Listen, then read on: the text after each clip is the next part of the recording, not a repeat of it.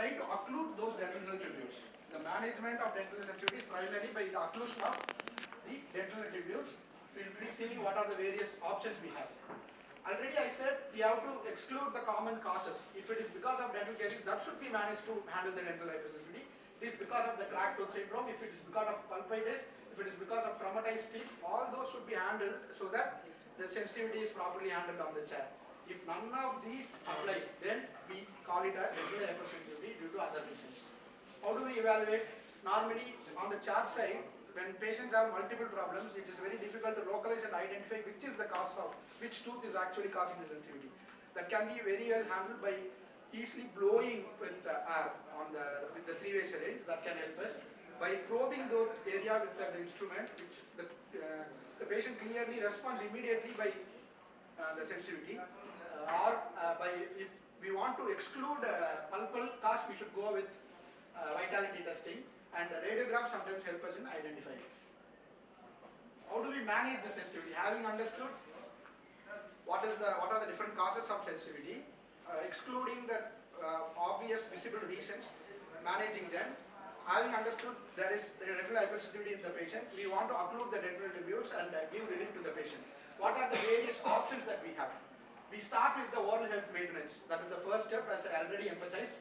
The dietary instructions to properly maintain the mouth oral cavity very clean, and proper habit management, and the gingival health should be properly maintained so that it doesn't recede and expose the dental tubule and cause dental hypersensitivity. The various managements to start with at home, the most common that we prescribe in a regular day-to-day practice is by giving desensitizing toothpaste. Most common agent that is very successful, useful, is potassium nitrate. The next one is what we give is the bioactive glasses. These bioactive glasses occlude the dental tubules and provide a lot of relief to the patients. The potassium oxalate is one more agent which is available as a mouthwash, which is also useful in occluding the dental tubules and helps us in dental hypersensitivity management. The protein precipitation, for example, in silver nitrate is a very effective agent useful in dental hypersensitivity. The Gluma desensitizer that we use is basically glucuronidase. That is also useful in dental hypersensitivity management. These all can be prescribed to the patients. Initially, we should always start with the minimal intervention. So this normally comes handy and helps most of the patients.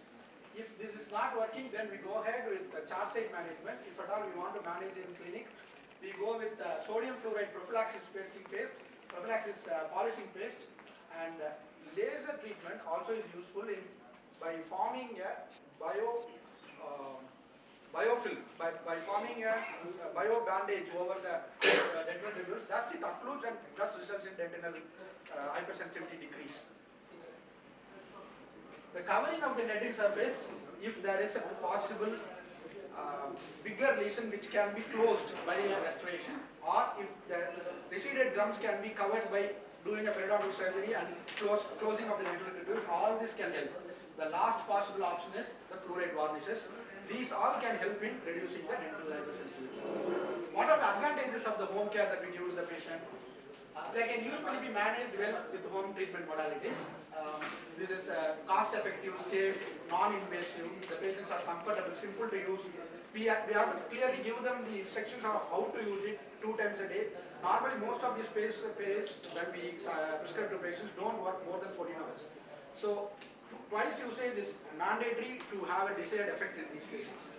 Variety of applications including dentifrices, gels or rinses are available.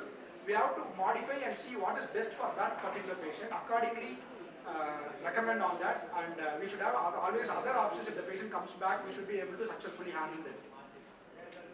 Each has its own advantage. Mouthwash, there's better access to all the tooth. Once you gargle, it goes to the interdental area also, so provides good relief. Better patient compliance. The mouthwash is easy for the patient. Need to deliver a lower concentrations because safety concern. The patient, there are chances for the patient to swallow a bit, but the paste normally the patient do not swallow. They usually clean up easily, so this is going to be helpful with the paste. Higher concentration can be delivered with toothpaste. The toothpaste is very effective. The mouthwash is also effective, but if you can use a combination, normally the patient with severe hypersensitivity normally feels very better and it helps in most of the patients. Both the effects are there in the same prescription, so both together can help in the patients. The novel molecules that I want to touch on are these, the nerve desensitizers. Other than occluding the dental tubules, we have other options that are coming up. Nerve desensitizers, which is the potassium nitrate, proarginine and chloride. These are all very useful. Potassium nitrate depolarizes the nerve within the dental tubules, thus produces its desired effect. It's an excellent dentinal desensitizing agent for transient post-procedural sensitivity. It acts very quickly. If the patient wants an immediate relief, we normally start with potassium nitrate. The paste able to desensitize in 1 week time.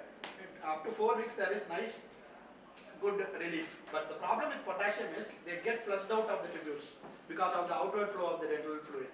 So they are cleared by the pulpal blood flow. So what are the other options we have? We have bioactive glasses, potassium oxalate and nanohydroxyapatite. Bioactive glass dissolves in the body fluids, releasing the calcium and phosphate to form apatite crystals. Again, our intention is to block the tubules with the crystals. Calcium and phosphate, they form a strong chemical bond with the hard tissues. The toothpaste contains this bioactive glass, which is very small enough to enter the tubules and block it. So it is very useful in these cases. Advanced bioactive glass, Biomin, is proven to produce the desired effects. Very, very useful. It blocks the hydrodynamic action. The basic problem is the movement of the liquid in the dental tubules. If that is stopped, the patient feels comfortable. It blocks hydrodynamic action, provides long-lasting relief. The polymer, it's a bond between, there is a polymer in the bioactive glass which bonds between the tooth and the Biomin particle. Thus, the effectiveness is very much enhanced in the use of this paste. We stick to the tooth surface and prevents the Biomin being washed away. I said the disadvantage is the nitrate is being washed away, but here the advantage is it stays and produces some desired long-term effect, thus it helps better. This dissolves, releasing calcium, phosphate and fluoride ions over the next 12 hours. So twice a day usage is recommended in all these patients. Designed to work with saliva, it doesn't get washed away, and the calcium and the phosphate, they form apatite, more and more apatite, helping more apatite formations. Nanohydroxyapatite is the another agent that we have. This is very small enough to mimic the size of the natural dentin hydroxyapatite, so it is used to repair the defects and helps in better resolving of the dental hypersensitivity. This nanohydroxyapatite is also useful in initial dentinal caries by remineralization, also in dental hypersensitivity by plugging the dental tubules. The newer agent that is very much found useful as a mouthwash, it can be used alone or along with the desensitizing agent, is the potassium oxalate. It is a very potent very potent relieving agent for dental hypersensitivity. These suboxide ions of 1.4% potassium oxide solution reacts with the calcium ions in the dental fluid and forms an insoluble calcium oxalate within the dental tubule. Thus, it produces the blockade and maintains the intratubular occlusion during the exposure to acidic conditions. Thus, the patient feels comfortable with this. There is a rapid relief in use of this. So, as a combination with the paste, this is very useful in most of the patients. They form a strong bond with the inner surface of the dental tubules up to a depth of 50 micrometers and generally resistant to the outer dental fluid. Slow dissolution of the calcium oxide crystals can occur over time, and therefore frequent use may be necessary for the formation. So that's why a combination is required. This alone cannot help in a patient. So you need a paste also and this also. This can give immediate relief but cannot sustain for a longer time. So it should be ideally a choice of materials. We should go ahead and pick up whatever is indicated in that patient depending on the response.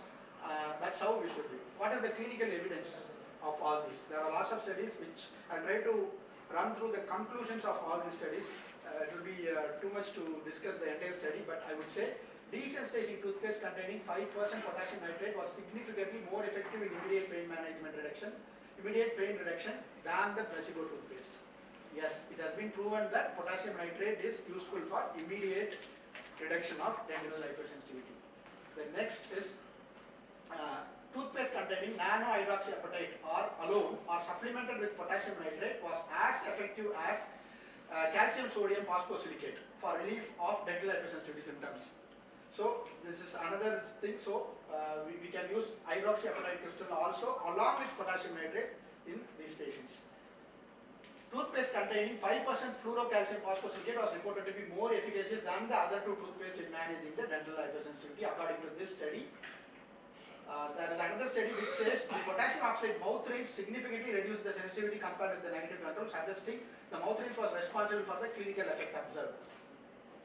So I want to give you some take-home summaries which you can go and implement in the clinic from your in your regular practice. In dentistry, patients' adherence to oral hygiene and commitment to follow-up appointment plays a major role. If at all we do not educate the patient, we do not emphasize the importance of oral health and tell them clearly that is the first step in the reduction of sensitivity, the other agents are not going to be really helpful in any way. The next is, because this is the most commonly dental encountered problem in the clinic, we should know how to manage it. It is seen in 15.6% of the patients with poor oral hygiene. Potassium nitrate is the first choice. It is able to desensitize the dentin effectively for up to 4 weeks. However, they are flushed out by outward flow, so we should have another option of using the other advanced molecules like Biovin, nano hydroxyapatite or potassium oxalate.